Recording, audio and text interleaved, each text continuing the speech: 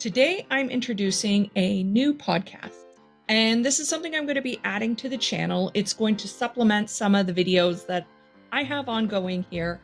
And right now, I'm calling it Creator Corner because it's a podcast of where I talk or interview creators or business owners or a combination of the both who have used YouTube as part of their strategy or part of their hobby or part of their goals in developing creator type businesses going forward. So today I start with Sam Dunn. Sam is a video editor turned business owner turned coach, and at a super young age on top of it as well. So let's jump into that video. Your story is impressive. It really shows, that entrepreneurial spirit right from a young age. I kind of started documenting my entrepreneurial journey on YouTube and sharing things that I'd learned and doing bits and pieces with YouTube. Okay, one of the reasons that I built Editors Academy and built my personal brand was the lack of clarity when I was starting out. That, alongside a specific outreach strategy that I did, managed to land me my first ever video editing client after this. And they had 1 million subscribers, which was fantastic. I can't think of anybody who shouldn't be making content and building a personal brand. And we're here with Sam Dunn. Sam is a video editor turned entrepreneur turned YouTuber turned coach. And I had the privilege of meeting him through his school called the Editors Academy.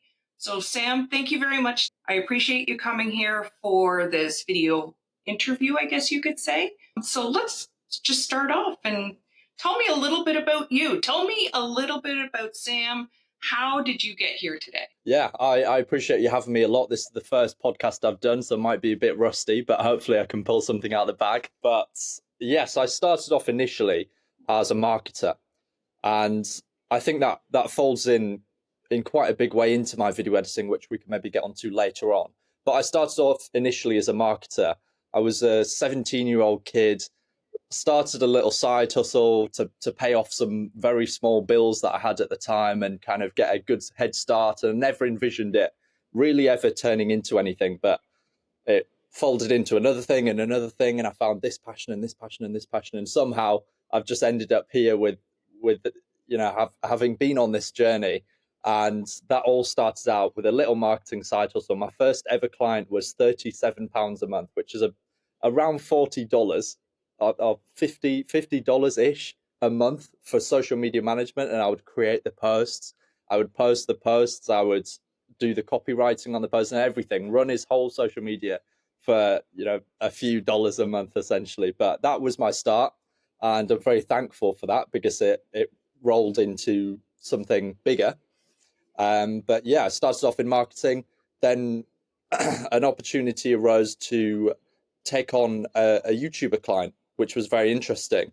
I kind of started documenting my entrepreneurial journey on YouTube and sharing things that I'd learned and doing bits and pieces with YouTube around a year ago, very badly. So it was never really anything impressive, but that, alongside a specific outreach strategy that I did, managed to land me my first ever video editing client after this. And they had 1 million subscribers, which was fantastic. I can't believe that panned out. And then I kind of rolled that strategy into doing it again and again and again after a little while working in person with that first client. So that's kind of a summary of my journey. Obviously, I've skipped out a bit. The most recent, which is starting YouTube and sharing what I've learned across that journey so far. It's only been about 3 years, but I feel like the skills I've picked up and the information I've picked up and the strategies have been solid because they've worked time and time again. And I hope that to some extent I've proven them. Yeah, your story is impressive. It really shows, that entrepreneurial spirit right from a young age, and really just going with the flow, but also like really saying, okay, I can make this the long haul. So yeah. Kudos to you. It's not, and you say you did YouTube very poorly. I would say you're doing it better than many who don't even start. back then. That's it. Now, I did meet you, obviously, through YouTube first. Yeah. And I can say clearly your journey is not where it was when you were younger. We're absolutely glad you discovered YouTube. So, Yeah, thank you. And I guess that's a big part of it is just building up the skill stack. You might, for example, I was speaking to a friend just yesterday and mentioning how those initial clients that I took on right at the very start, the skills that I built there are coming into play now, years later. And I think very much in the early days of entrepreneurship and doing businesses and taking on clients, it's not so much the money that matters or the end product that matters right at the very start. It's more so the skills you build up because they might come into play 5, 10 years later. It really does seem to work like that from the limited experience I've had so far. And thankfully the skills I've managed to build up with these projects that I've done so far have all folded into one very nicely with what I'm doing at the moment. absolutely. And I was going to say earlier, you basically work for free for, 40 US dollars a month to do all of that social media work. You basically work for free, but all of that is experience for sure. Because I ran a digital media agency as well. So I know what the going rate is now for those types of things. And I will say they got a bargain and a half. Yeah, I mean, I can imagine you probably run it correctly, but as a young teenager, I was just kind of looking at the. I guess the money was important, but the confidence wasn't there to be able to charge these big amounts of money or anything that I deemed substantial at the time. For example, another good example of this is one of my first clients after that was a local wine shop, and it was throughout lockdown. It was just at the start of lockdown, and he essentially came to me and said, "I'm a wine wholesaler, so he supplies wine to restaurants and bars and pubs and things." And he wanted to take that and pitch his products to customers, so go direct to the customer throughout lockdown. So it was like a home delivery wine service. And I built his website for about £60, which, trying to run the numbers Wow. off the top of my head, 80 Yeah. $80 or something like that. And Yeah. did the marketing as well, included in that, of course. What a deal. And he went on to generate hundreds of thousands of pounds over the next few months. I think at its peak, it was running at £30,000 a month, which is, maybe $50,000 ish. And all that from a tiny that's when I really realized the potential. But it still took a while after that for the penny to drop and start thinking, actually, my skills are pretty valuable. I should charge a lot more. And that's something that I try to teach video editors now because so many undercharge and don't see the end value because they're not looking at the YouTuber's bank account or the entrepreneur's bank account because they can't see that.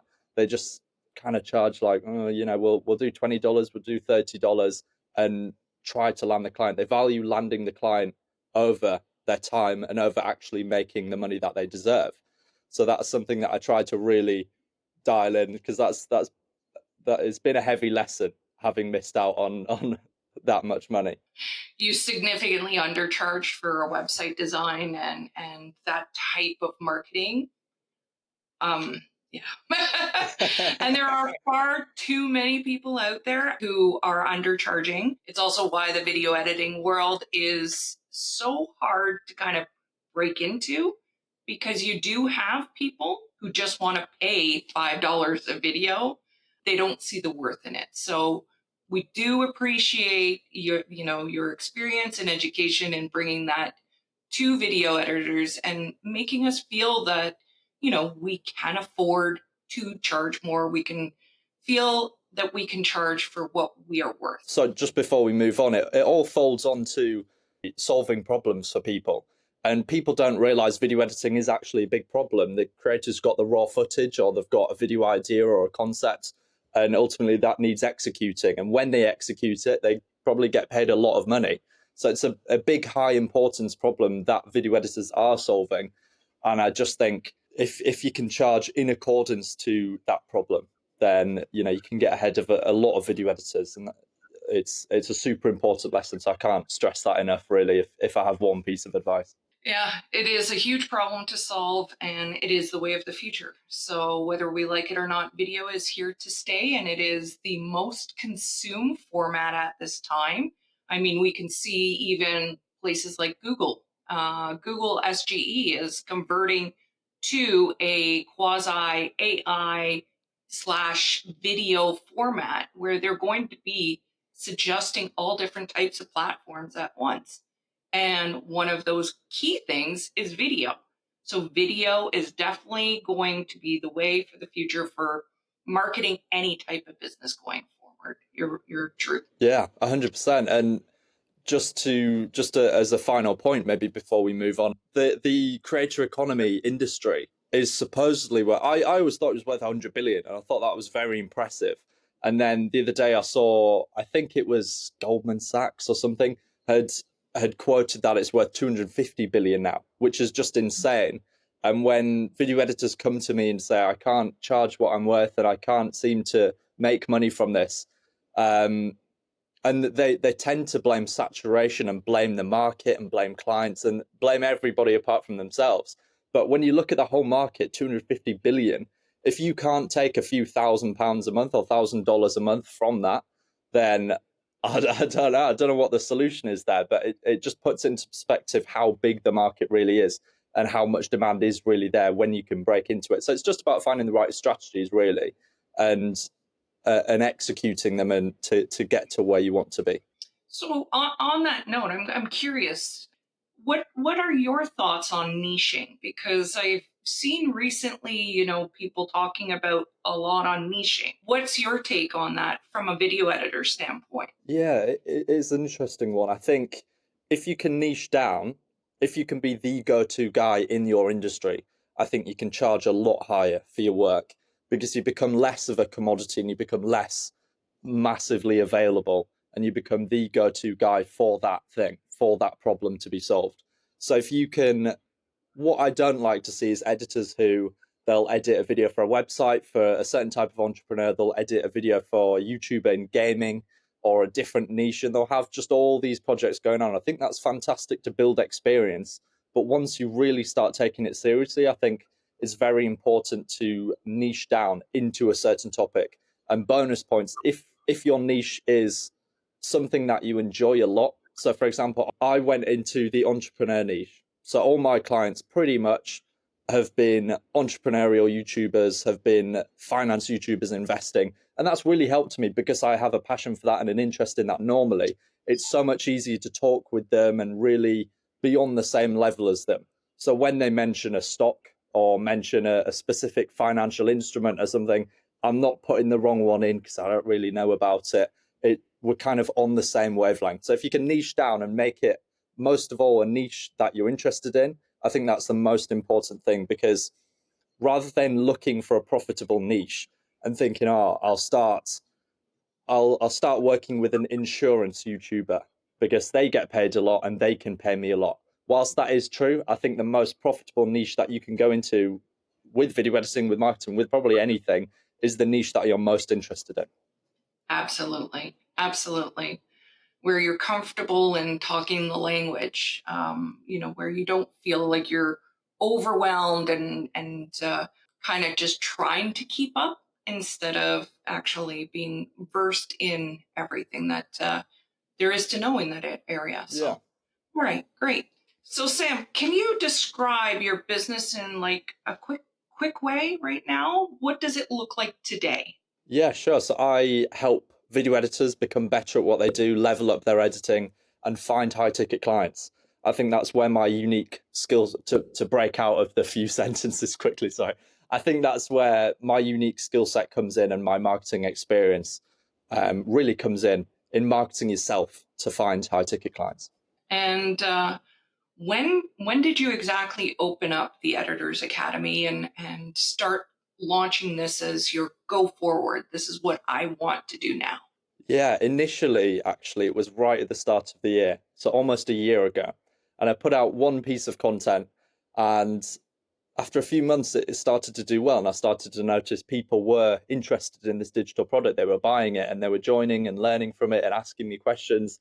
And I put it on ice for a few months because I had some of the projects to deal with and some of the things going on. And then about 4 months ago, I came back to it and really just went all in on the content side of things, on helping video editors, on chatting with them, making the free community, and really properly ventured into it. I know I get a lot out of the community. I know I originally started there thinking that I was going to be transitioning my career into video editing solely. However, as you mentioned earlier, if you know a niche well, you might as well stick to it. And I will say my first love has always been business, having a finance career of 30 years. So as much as I have kind of put my own video editing business aspirations on the side, I guess, right now. And yes, I still do a few things for like friends. But I have to say, I really am loving the YouTuber creator kind of side of it all. And, but I learned so much on my own personal editing just by joining the Editors Academy. So that part of it has been brilliant. I am a huge believer in paying for education, and your school is incredible for the amount of content that you get, especially for the price. So I want to thank you for that part of it as well. Yeah, thank you very much. I appreciate that. And that's coming back to another thing I think is very important to touch on, which is the amount of business models that can fold into video editing. I think I'm maybe responsible in talking too much about just editing for YouTuber clients. But actually, when you edit for yourself and projects that you're working on for yourself, it's so much easier to learn because you see the whole process from the start of the video, taking it from an idea all the way to taking it to the edit and planning out the edit in the script and things like that. And you can see the whole process. So I think it is something I need to talk about more and push more, folding video editing in with content creation, because they go hand in hand. And it's very, I'm sure you know, it's very fulfilling and it's very rewarding financially to make content about areas that you're passionate about. Absolutely. Well, after doing your course, I look at my old YouTube channel, which is an old cooking channel. I look at the quality of the video, which I was very proud of back then, but now I realize how significantly different even my own video editing has become because of taking the course. So I loved it. I absolutely recommend it to anyone who is considering a video editing career or even just wanting to get into some more knowledge on video editing. Yeah, I appreciate that. Thank you. So, I want to talk about the YouTube experience as well as the business side as well. How is YouTube going? And also, how's the business going? And how's it working, those two together? Yeah, it is very interesting because a lot of people see YouTube as you've just kind of got to really try to make it work and try to make it happen for the first few years, and then maybe in the future you'll get 1 million subscribers. And no one really sees it as what it can be, which is a marketing tool. And I think it's very it's very easy to kind of brush it off as something that you need massive scale to make a lot of money from.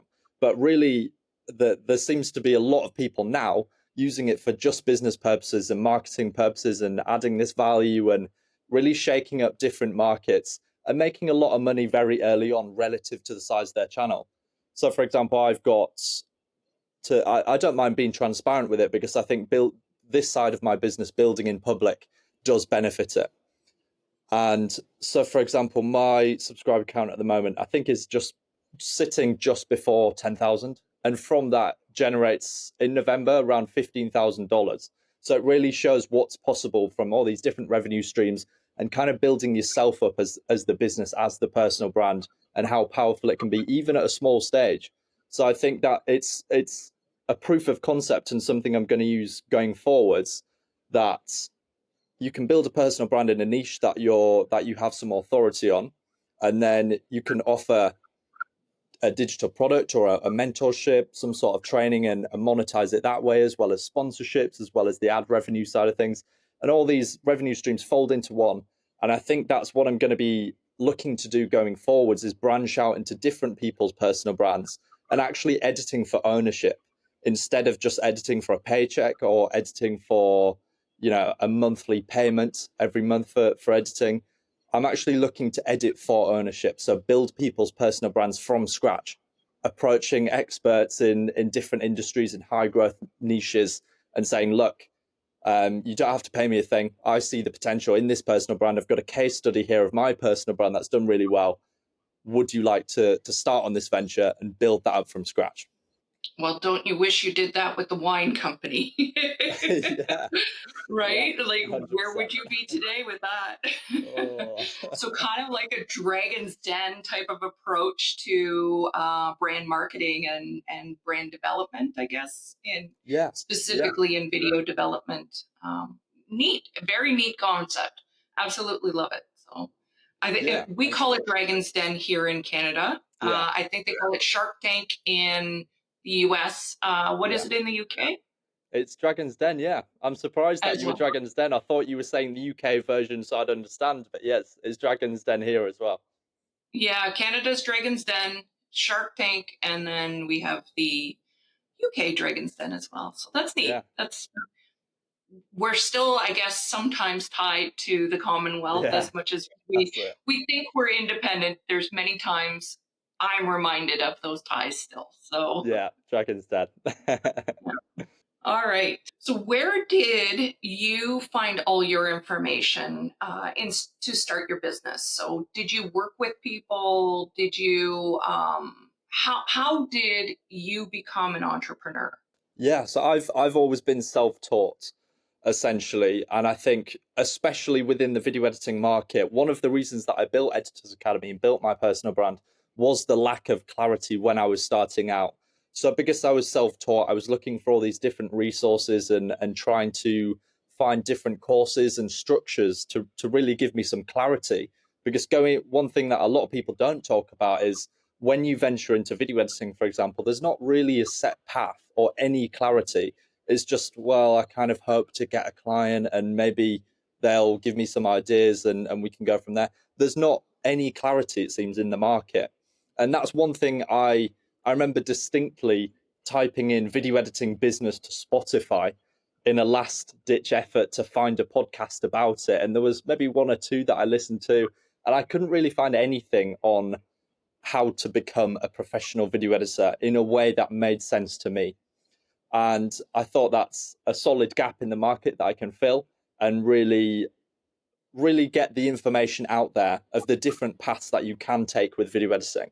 That's it really. That's where my personal brand has come from. So, kind of a give back type of feel where you know the struggle that you went through into building the brand, building Sam, the video editing business, and now you folded that out to help others. So, again, a nice way of being able to share your knowledge, your experiences with others and help others grow. Yeah, 100%. I appreciate that, and it's very fulfilling as well. Chatting with people who are in the position that I used to be in, and helping out people specifically with things that I dealt with in my journey, and seeing videos that remind me of my old videos and the creativity and the time that went into them and things like that. It's very fulfilling to see, and it reminds me a lot of my own journey. So I think it's good to help. It's good to give back and give out as much for free. I'm not trying to hide the fact that that's a marketing play as well. Alex Hormozy speaks about it a lot, about giving out a ton of stuff for free, but I think that that's only a net positive. The option is there to pay if you want to, or if you don't. There's a wealth of free information that I put out, and a ton of other people do as well. So I think it's a net positive. Absolutely. It's always the way that I felt most comfortable doing my business as well. And just being able to give back always makes me feel good. It is a feel good. And the fact that you end up benefiting in the end when you help others, it's such a rewarding way of doing it. Yeah, 100%, definitely. So we hear about this term called an ideal client avatar, Yeah. and building out who the language, the tone, the messaging for your ideal client. Who would be your ideal client then? Yeah, so for the personal brand kind of building side of things that I mentioned a bit earlier on, the ideal client would be someone that's not really well versed online. They don't even almost have the aspiration to build a personal brand because they don't really know what's possible. And to be able to introduce that to them in a structured way and kind of mold it around what can be built, I think would be very good. So I'm looking for experts, kind of veterans in their niche, experts in their niche in high growth niches. To the other side of things for Editors Academy and the ideal kind of client for that, the ideal customer for Editors Academy would be a video editor that lacks clarity ultimately, because it's the past. It's I built it for the past version of me, right? So it's just a case of somebody who knows that they have the intention of becoming a video editor and has the passion there, but just really lacks the structure, lacks the business acumen, maybe the business skills, and just hasn't got the extra missing piece, which for a lot of video editors, their video editing is perfect, is just the marketing side of things. And I think that's Editors Academy's kind of unique selling point, is the marketing backbone of it. Because ultimately, if you are solid at marketing, if you're a good marketer, you can almost do whatever you want. For example, go to a monastery for 2 months, become a monk, and then come back and build a personal brand around mindset, around meditation and things like that. If you've got that marketing backbone, it almost allows you the freedom to do whatever you want. And add that to the skill of video editing as well, and being in the creator economy, and you've got a very powerful skill set. And that's one thing I tried to structure Editors Academy around. And I will say that I know that I'm not your normal client, being almost 50 in the Editors Actually. Academy. Well, you know what? I'm one of these people. I'm a young soul in an older body, and I'm just starting to feel that I am starting to grow wings. But I do know that I admire a lot of the younger people today. I just discovered YouTube personally only in 2019 myself. Yeah. So it's really new to me, and I look at like the Gen Z and millennials as something inspiring. I wish I had the experience and the privileges that they have nowadays to be able to do everything online. If I could only go back in time, woo, I would do things so much different. So I really hope that the younger people really look into kind of the creator economy and being able to say that there is so many opportunities to build a brand, to build influence, to build a business, to build some kind of platform out there, or if you're a business owner, to transition into the creator world to expand your brand further. So it's amazing stuff that your generation is doing, Sam. Yeah, I appreciate that, and I can see that a lot in terms of there's a lot of people in my generation who seem to use social media very unintentionally, if that makes sense. And then there's a handful of people who flip that on its head and use it very intentionally. So instead of scrolling on TikTok or just mindlessly looking at this or playing a game or whatever, and using the internet to really waste time, there is a group of people, and you can see them because they're the high performers. They're the people who are making really shaking up industries and making a lot of money, and you can see them very clearly. And it's the people who use the internet and use social media intentionally. And I think that's a key thing that I've just been blessed with naturally, not to the extent that some people have, and the massive success you see online, that's really mind blowing. But I think using the internet intentionally is something that's very hard to teach, because it must come from a place of passion innately almost. But yeah, using the internet intentionally is very critical, I would say, for easily getting to where you want to be on the internet. And if you can do that right off the bat, you're sorted. Absolutely. There's so much opportunity out there, but getting people to understand the opportunity instead of just being, mindless, like that mindless scrolling that you talk about. It's if we could take even just 1% of people and convert them over, I think the world would be an amazing place. So, Yeah, 100%. And it can come down to small things like just changing the algorithm. A lot of people don't seem to understand that these social media platforms, you are ultimately in control of it. It's just responding to what you've told it that you like. So at the moment, if mindlessly scrolling on TikTok, if you make a new account on TikTok, on Instagram, on YouTube even, you can tailor it and tailor the algorithm to show you anything you want. All it takes is make a new account, search a few things, maybe business, entrepreneurship, whatever you're passionate about ultimately, and then the algorithm will just show you those things going forwards. And if you can make it stick to that, then you've taken that bad habit of scrolling and wasting time and being very unintentional online and turned it into seeing opportunity everywhere and learning. You can't really lose from that. Yes. Now, I'm going to just switch gears here for a moment, Sam, and just ask, so what are some of the things that you've learned in becoming an entrepreneur and growing your business? Yeah. And is there anything that you would do differently now? Yeah, that is an interesting question, and it falls back into what we were saying before about charging more, right? I think I would charge more, especially in the early days, and but I'm not sure if I would change that because ultimately it gave me the opportunities and it gave me the skills that have got me to where I am today. So I think if anything, I would increase my prices for everything across the board by 1,000%. But I'm not sure if there's too many things I'd go back and change because it's been a very fluid journey of discovering things, discovering business models, and being introduced to people and things that have just kind of got me to this point. So I'm not sure I'd change too many things. All right, fair enough, fair enough. I agree. Even though my career, my entrepreneur world has been a very wide and winding road, I will say I will never change a thing because I am here. I have two beautiful teenage boys who I would never trade for the world. I have a military husband. None of that would have happened if I didn't choose the path I did today. So, but I agree.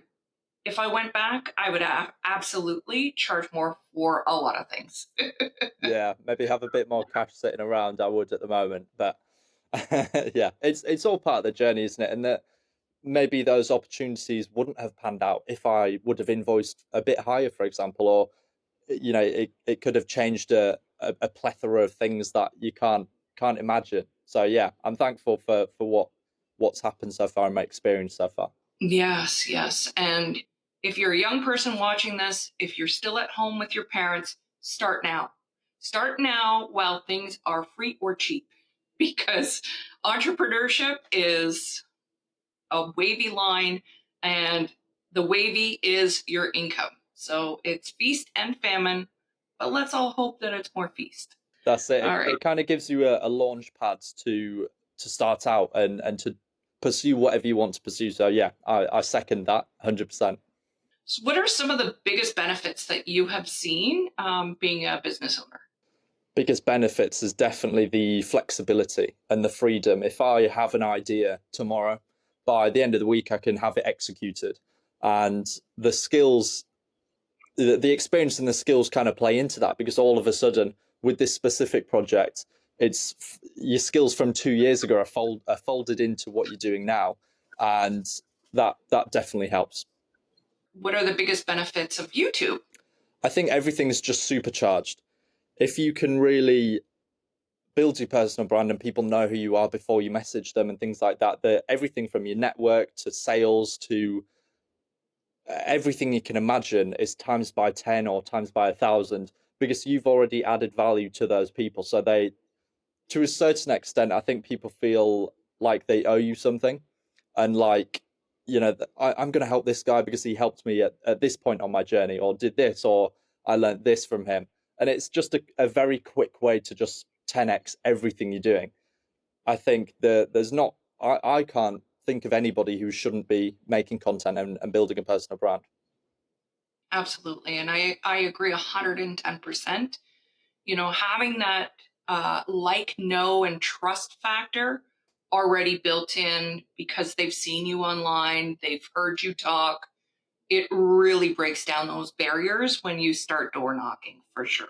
And Yeah. I say door knocking, you know, the younger generation might know it as DMing. I'm old school. My first sales job was at 8 years old, knocking on doors to do snow shoveling. So You got that it entrepreneurial spirit. oh, I remember I was 6 years, I think I was maybe 4 or 6 years old. Somebody down the street had set up a Kool-Aid stand. Well, I looked at that and said, well, Kool-Aid, that's fine. I'm going to make real lemonade and charge a premium because mine's a better product. And I remember being like 4 or 6 years old. I can't even remember how old I was. People throwing in 20s into my bowl because, I was out there and I loved it. I absolutely loved entrepreneurship right from a very young age, for sure.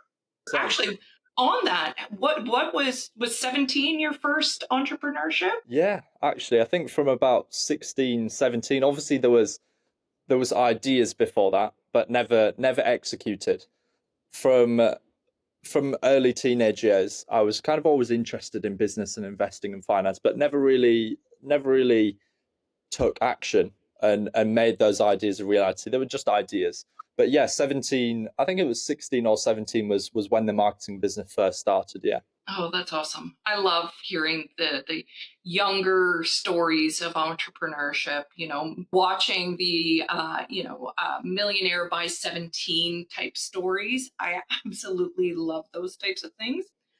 All right. Can you tell me what are some of your biggest challenges, though, as both a creator on YouTube as well as a business owner? Yeah, that is interesting. I think scalability is definitely a big one because it's a very different ball game helping 1,000 people or having an audience X size versus having that 10 times bigger and helping 10 times more people and 10xing your business essentially. It seems to be two different ball games and not something that I've had too much experience in when it comes to taking on employees or freelancers and that side of things and really scaling it beyond a one person business, beyond being a solopreneur, um, is something I'm going to have to really look into because whilst there is this one person business movement and people stressing the importance of how you can do it as a solopreneur, I think that's good to a certain extent, but it's going to hinder my growth doing these manual tasks like the script writing, the different bits of copywriting, managing different things. That's going to really hinder my growth going forward. So that's something that I'm within the next few weeks looking to outsource and looking to really take it off my plate so I can handle bigger tasks. It's funny you should say that because I watch a lot of video editors who are on YouTube talking about their journeys. So we're talking like, Hayden Hillier-Smith, Premier Girl. And one of the things that they all talk about is there is a point when you are an editor and a creator that you have to choose one or the other path. You are either the editor continue or you end up being the creator, the in front of camera brand, and have to outsource all of the editing, the scripting, the thumbnails, all of that type of thing ends up being outsourced later. And that was one of the things I discovered in my finance business was that I had to hire virtual assistants to really kind of pick up the slack on the administrative stuff. It's very easy to get bogged down in your day-to-day emails and day-to-day bookkeeping and that type of thing being an entrepreneur. But that's where I found a huge benefit was to be able to hire a virtual assistant to take a lot of that administrative lift off of me. And it was also really good because I was able to hire one on a part-time basis for the hours I actually needed. And then if I needed a few extra, I could always add those on. So that's one of the things I always recommend to entrepreneurs. First hire should be a virtual assistant for sure. So unless you're a creator, then it might be scripting and editing. Yeah, I mean, it's something I've been thinking about a lot recently because whilst I do enjoy editing my own videos at the moment and putting them together, it is becoming a bottleneck in growth and helping more people. I'm really focusing on the mission. So I'll take, I think going forwards, what I'm going to do is take more of a creative director route, both with the personal brands that I'll be building and with my personal brand and things like that.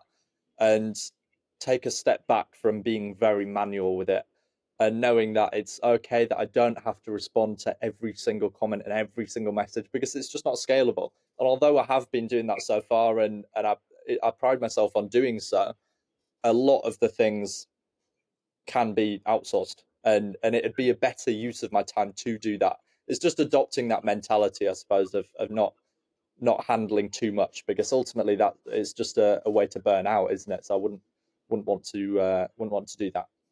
I wish you luck in that, because I know the biggest part for me in that process was that letting go and trusting. That was the biggest thing I personally had to get over when I hired. So I wish you a lot of luck. I hope you find the right person right off the bat, and it works out for you. Oh. Yeah, thank you. I think it's bound to happen at some point, just because in the video editing space, there's a very high turnover. I'm sure everyone's aware. That this is why opportunities arise within the editing space as well, because one of the reasons is the high turnover of editors.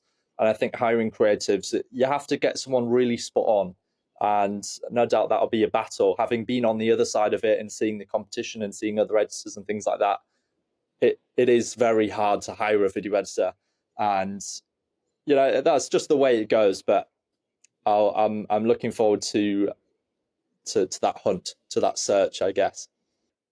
I have a couple last questions for you.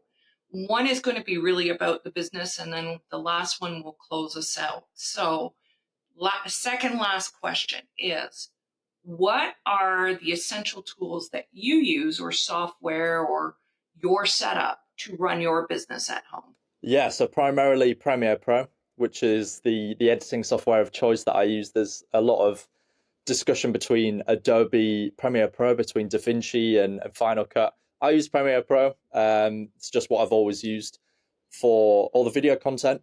And then in terms of graphic design, I use Canva and Photoshop. As a secondary video software, I use Veed, which is very good for very quick bits and running bits of video through to be able to get them out and solve a problem very quickly. That would maybe take a while in After Effects or Premiere Pro, for example. And website is Squarespace. It's all my marketing and backend is linked together with Zapier, which is a very interesting automation app. You can just automate and link a ton of different websites, and that's very, very useful. And one of the most important things on the community building side of things, and really building a community, whether it's free or paid, is School. And that's something I'd recommend a lot. SKOOL. Nearly got it wrong there. School is very good. It's built by Sam Ovens, which is a very successful entrepreneur, someone who I look up to, and his content is brilliant. And I'd recommend checking out School for community building and really building the back end of your creative business, of your YouTube channel, for example. Yeah, and I see School being used a lot. I'm in a few schools, and again, SKOOL. In a few of them, and really enjoy the layout of it. And being able to get everything all in one platform is a really neat concept. As an entrepreneur who was looking at a community at one point, um, and as an entrepreneur who was part of another type of community that was very disjointed, where it was Facebook group and a website and Kajabi and this, that, and the other. It was all over the place.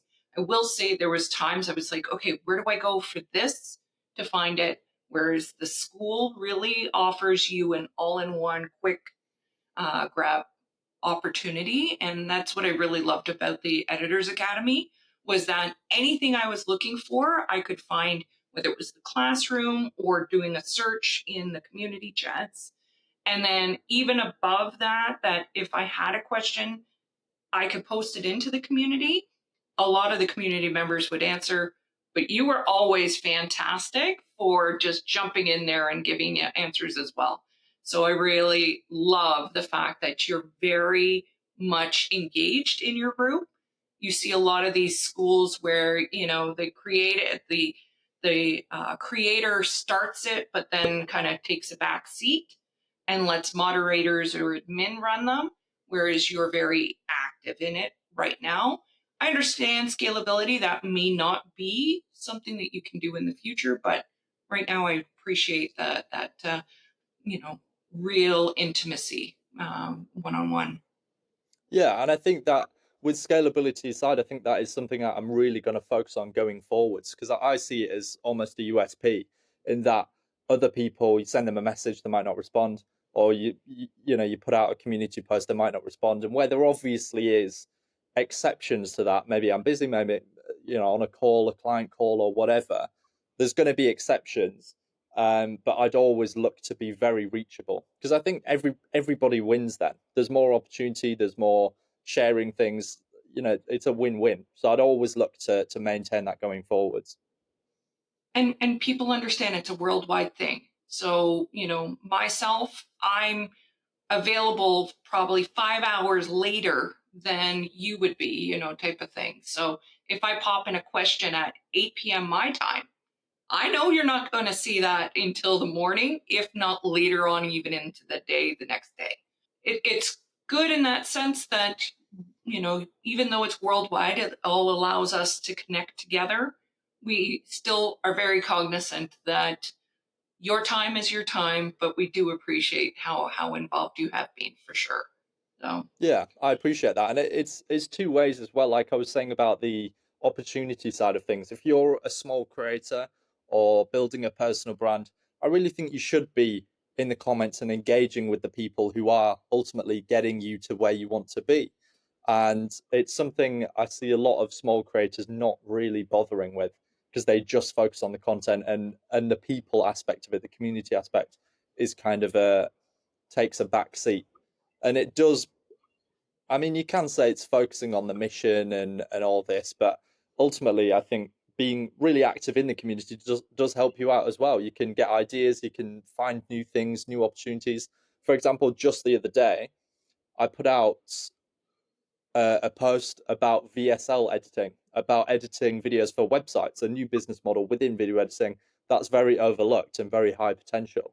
And I put out a community post on YouTube, a text written post on YouTube, and somebody commented, and I just had a little chat with them. I just said, yeah, you could run Facebook lead ads to it. I think that'd be a very good way of getting in touch with entrepreneurs and finding clients for this. And we had a little back and forth in the comments.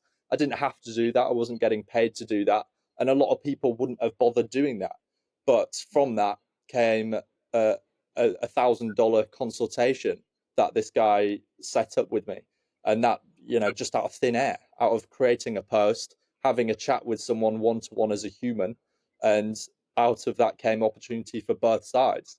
And I think that's one thing that you shouldn't overlook as a creator of any size, really. being accessible is so valuable. It's so valuable of just being accessible. All right. So I'm going to be posting your socials of the main platforms you use here. I'll post them up in post-production right now. Thank you. Now, I understand we can't be everywhere and anywhere, but what are your main socials that you do use? The main one recently actually has been Twitter, has been X, and very powerful platform. So I'd recommend jumping on that if you're anybody in any industry. It's very good to find your community and really get in touch with the community and with what's going on and opportunities and everything. So I've been using Twitter a lot recently, as well as of course YouTube. That's my main social Me. media stack, I guess. Yeah. Now, last question. I know I promised there was only two left, but I added the social media in there. um, where do you see yourself in 5 to 10 years? Whether yourself being you personally or you as an entrepreneur, where would you see yourself being in 5 to 10 years from now? Yeah, it's a good question and something I do need to think about more. I think it's tricky in the early days of your entrepreneurship journey to really pinpoint where you're going to be. Because 3 years ago when I started doing marketing, I never would have pictured being a video editor and a creator and that side of things. Um, so to a certain extent, it's wherever my passions take me, which I think is a very freeing mindset to have and adopt. But where I'd love to be is being an industry leader within the the personal branding side of things and the video editing side of things, and really be at the top with the people who are making moves in the industry, and just be able to share my value and share what I've learned so far. I think that'd be a perfect place to be.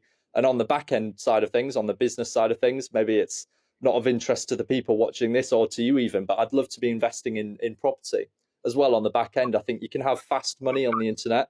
And if you can invest that in slow money, for example, real estate, property, I think that can only be a good thing. Yeah, property is something that I've always been interested in as well.